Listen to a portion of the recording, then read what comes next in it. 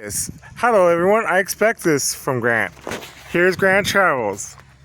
Something different. This is an oddball thing. I was in Sheridan, Wyoming with a friend of mine. He was out smoking because he smokes a lot. He's kind of nosy and looks for particular different stuff, eyeball catching stuff. While we were at the Super 8 in Sheridan, and right next door to the Super 8 is the U-Haul delivery, the U-Haul rental truck place. In the back of that guy's yard, not even in the front, in the back, because my buddy Joe was out nosing around while he's smoking. He found this, and then he asked the U-Haul guy about it after coming to get me to look at it, because it is unique. It's a 1992 Geo Metro 5-speed convertible. So the Geo Metros were made 30 years ago now, and during that time they only made them for 10 years. Then the convertible they only made for 5 years. And on top of that, a convertible that has the manual transmission in it was only made for 3 years total. So this is rare on top of rare on top of rare. Still runs for 30 years old. It's looking at about 80,000 miles now. I bought it at 70. Well, it said 76, but it jumped to 80, so it's somewhere between 76,000 and 80,000 miles on it, give or take. The meter odometer is not quite right, but I mean, it's a 30-year-old car, so what's to expect. But for 30 years old, somewhere around the 80,000 mile mark, that's not bad in terms of miles. But it's also a single season state car, and it's been sitting in 4 season states. It came from Minnesota, went to Wyoming, now it's in Montana, and then I'm taking it to South Dakota. And they're all 4 season states, so basically it's going to be used late spring, summer, and early fall, and stored all winter. That's why it doesn't have that much miles on it, because it's useless in the winter time. But it's a fun little thing, fuel efficient car in the summer. But the reason I bought it was I was going to put a tow bar on the front of it and tow it with Worldwide trucks, and so I'd go from truck to truck pulling the car, and every now and then Worldwide has a 100-mile distance or so, sometimes more than that you have to cover, and a lot of times I had to hitchhike. So this was to replace having to hitchhike, hopefully. And then I was doing the car rentals for Enterprise. Worldwide has a discount for them, so they got $50 a day rentals, but then the gas is like 30 to 50 bucks depending on the type of car you get. And so this would have saved me $100 a trip, give or take, between trucks on the trucks that I couldn't go truck to truck. Unfortunately, now during the summertime, Worldwide's load board went to like 10 times the amount of drivers they hired everybody on, which more power to them company-wise, but that left me struggling for work. So now I'm back in Miles City, Montana with Airplane 312, and we were playing around with the car, getting it fixed. I bought it without brakes and had AAA tow it up here because Sheridan, Wyoming, from Miles City, Montana is only 183 miles of the 200-mile towing range I had on AAA. So I just towed it back, because at the time I went to Grand Junction with the rental car and just got another truck and went to work. But now I'm back to Miles City to fix it up. The original plan was to tow it behind trucks. Now I don't know if it's going to end up with a tow bar on it or not. However, that's the other late news. I'm thinking because of the current slowdown in Worldwide, and I got to thinking, in 6 days it left me in Dallas, Texas at the airport pretty much waiting for a truck. And that 6 days I took the time and thought about it and decided I want to come back off the road, at least temporarily for now anyway, if not permanent. And I decided the other day that the light went off in my head, I could still be my own boss doing DoorDash, so I'm gonna go do DoorDash again. But Miles City, Montana's DoorDash isn't really enough to survive on. It's like a hobby. I wish I could stay here and do that and live here, but it's not enough income to go on, I don't think. At least come wintertime, I don't know if it's going to happen. So I'm going to go to Rapid City, South Dakota with this. Rapid City's got 10 times the size marketplace with 2 or 3 different just areas for fast food and so on. Huge city, I should be able to make money. Everybody on the videos on YouTube says that DoorDash makes about $1,000 a week, give or take, if you hustle and do about 8 hours a day doing it. So that's not so bad. It's about the same amount of pay that I was doing Worldwide, except I get to stay in one city. So now I'm going to take my 5-speed manual, which is a nice fuel-saving car. I mean, it probably gets 30 or 40 miles to the gallon, give or take. Just hope my touch food can keep up with that. We'll find out if I'm switching cars or what at that point. But so far today, anyway, I've gotten a lot of comments on people.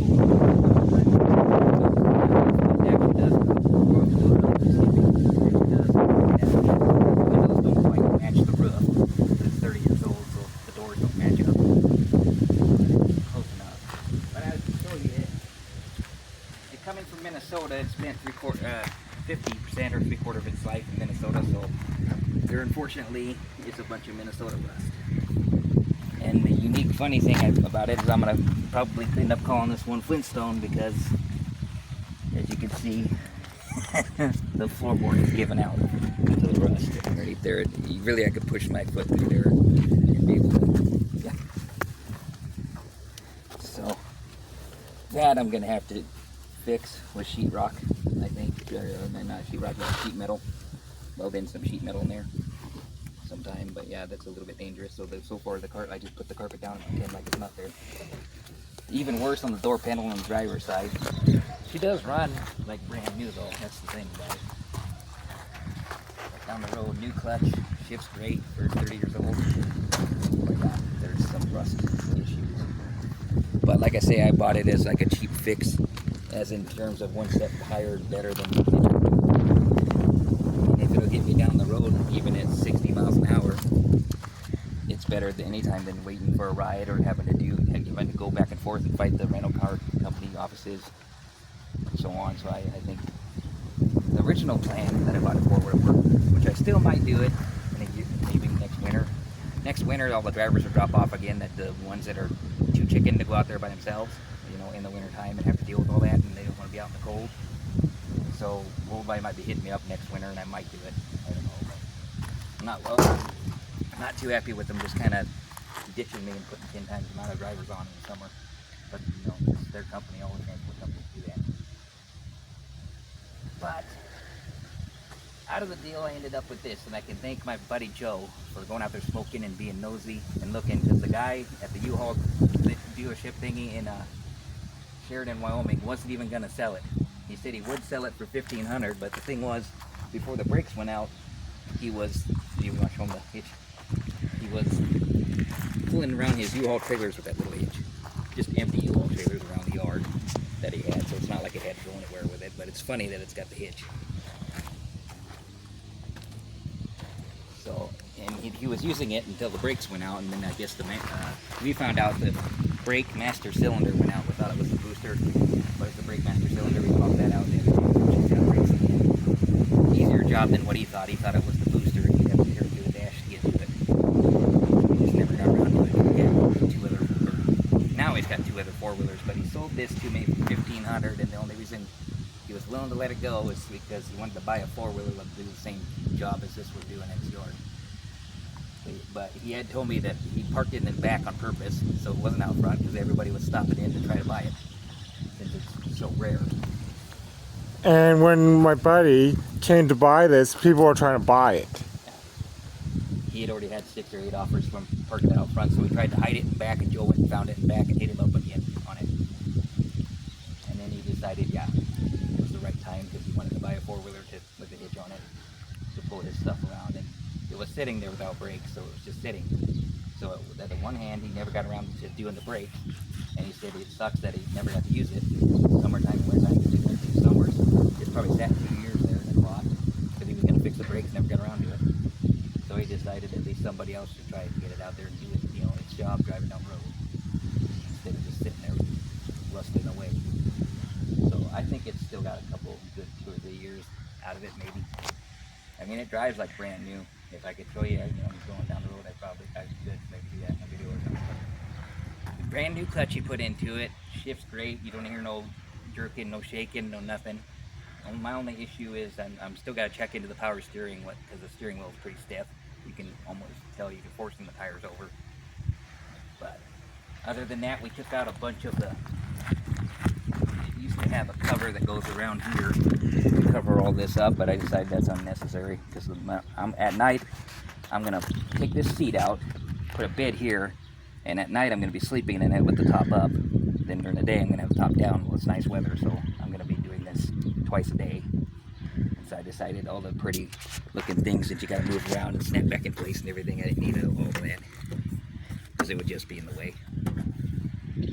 But top comes up. I have to fight it a little bit. Let you pop right up. Don't have it closed up. Pretty stiff for a soft top. It's pretty stiff. It's pretty good condition. The top itself, the windows themselves don't quite match up. So rain will still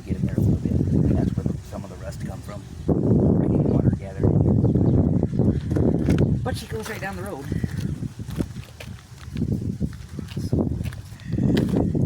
And it's just as easy as that, being right next place. So during the day, I figure it'd be easier to have top down. Open shut the door, put your seatbelt on and go. So I'll be in the car during times.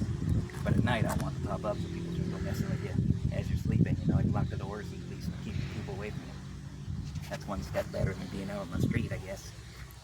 But I don't make it work, you know, I have just enough space. I measured it out to be about 7 foot across. If I take a passenger seat out, I'm about 6 foot, so I got about a foot gap. And then we're gonna put some cushions in there to raise this part of the bed up, because it drops 4 inches from the trunk down this way. But my mom's got some cushions I can put in it and make a nice bed going across there. And between it being basically my apartment on wheels, and then it being by itself 30 or 40 miles to the gallon, this thing is going to save me a lot of money in the next 3 months. Come October, I'm going to have to do something.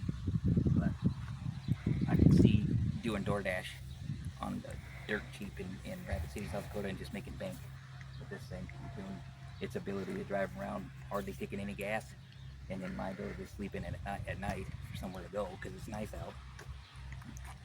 I think I'll make pretty good use out of it. 92 Geo Metro 5-speed convertible. And also let people know what my buddy's going to do is use this as the business expense. That means any repairs, the vehicle that he used, if he uses 100% of the time for business, the entire vehicle that he purchased is a complete write-off. And then now all repairs, except for mileage. Especially now that I'm combining DoorDash with possibility of going back to Worldwide. Because Worldwide, I'd be able to write off just the mileage between the trucks, but now with DoorDash I can write it off the entire time I'm using DoorDash. And then like the tow bar, I can write off for Worldwide, etc. But yeah, the whole thing I can write off for my cost of $1,500. Plus in a month time, this thing's gonna more than pay for itself at $1,500. It's a little more than I probably should have spent at the time, but pulling behind the trucks for Worldwide, it would have paid itself off in no time flat. Because like I say, each trip that wasn't truck to truck was costing me at least $100. So 15 trips, it would have paid itself. Even if he paid $2,000 after all repairs and stuff, and he talked to you about $100 per trip, that's 20 trips that he saved. After the 21 and more, it virtually paid for itself. Easily in like a month either way, whether it's DoorDash or Worldwide, it paid for itself. Because if I'm doing this DoorDash and living out of the apartment as an apartment on wheels, it's saving my rent right there too. So. And typical rent is about $500 to $600 or more. Yeah, easily. So it's gonna more than pay for itself. And it's unique to look at. Not everybody has one. I mean, like I was saying, only about 10 years worth of a hard body, regular ones, and the hatchback. 5 years worth of the convertible, and then less than 3 years worth of a 5-speed convertible manual, because the manuals are going out of style, I guess. But I like driving manual. It's a pretty unique car. I'm glad my buddy Joe found it. It's an eye-turning car. You know, what's that? You don't see that on the road every day.